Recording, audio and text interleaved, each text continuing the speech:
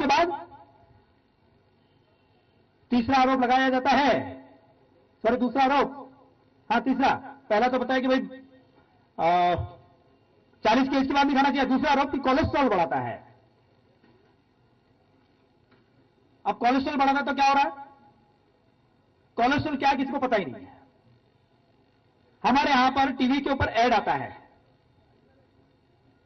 Add आता था, आजकल तो नहीं आ रहा है, उसमें लिखा रहता था लो कोलेस्ट्रॉल ऑयल। ये कैसी बात हो गई? जैसे मैं आपको कहूंगा मेरा पानी सबसे अच्छा है क्योंकि ये फैट फ्री है। आप बोलेंगे बेवकूफ समझे क्या, पानी तो फैट फ्री होता है। सभी ऑयल जो है कोलेस्ट्रॉल फ्री होते हैं। किसी भी ऑयल में कोलेस्ट्रॉल नहीं होता है क्योंकि कोलेस्ट्रॉल लीवर के अंदर बनता है, आदमी के लीवर में बनता है, जानवर के लीवर में बनता है, हिंदुस्तान लीवर में नहीं बनता है।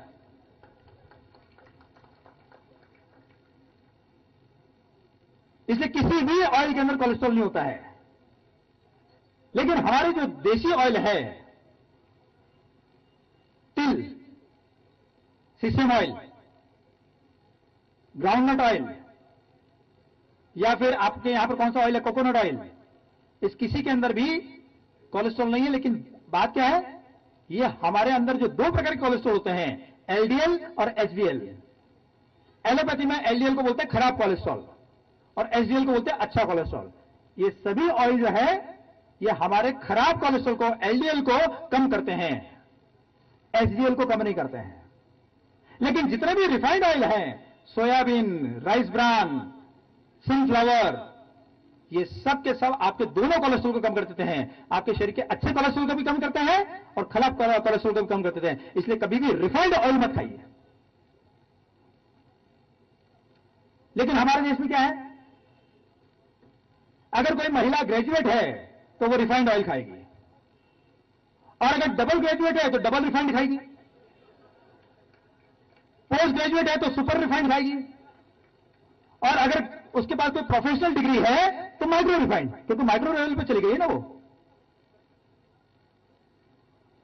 इसलिए अगर आपको खाना है तो रिफाइंड ऑयल नहीं, फिल्टर्ड ऑयल खाइए। फिल्टर यानी छना हुआ, जिसका फिल्ट्रेशन हुआ है। रिफाइंड के अंदर केमिकल प्रोसेस होता है, फिल्ट्रेशन के अंदर केमिकल प्रोसेस नहीं होता है, केवल छानते हैं उसको, फिल्टर करते हैं।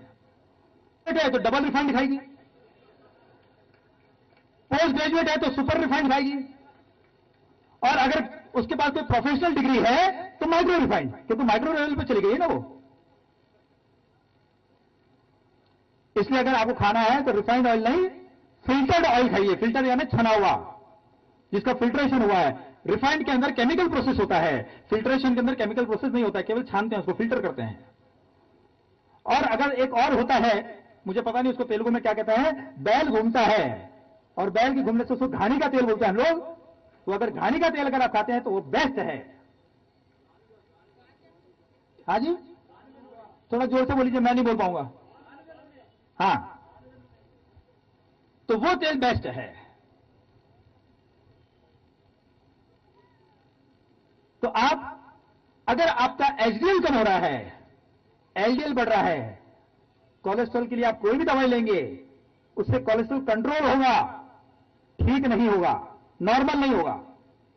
लेकिन अगर आप गाय का घी खाते हैं, सब घी को छोड़ दीजिए, केवल गाय का घी खाते हैं आप, और दूसरी बात, आप तेल खाते हैं, जो मैंने आपको बताया, तिल का तेल खाते हैं।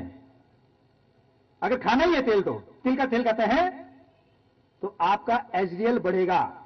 अगर आपको तेल नहीं खाना, मत खाइए, केवल गाय का घी खाइए।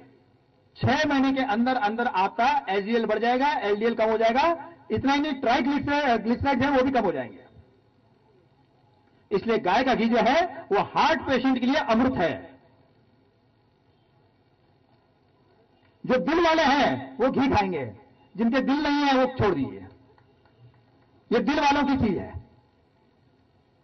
तो आप गाय का घी खाइए।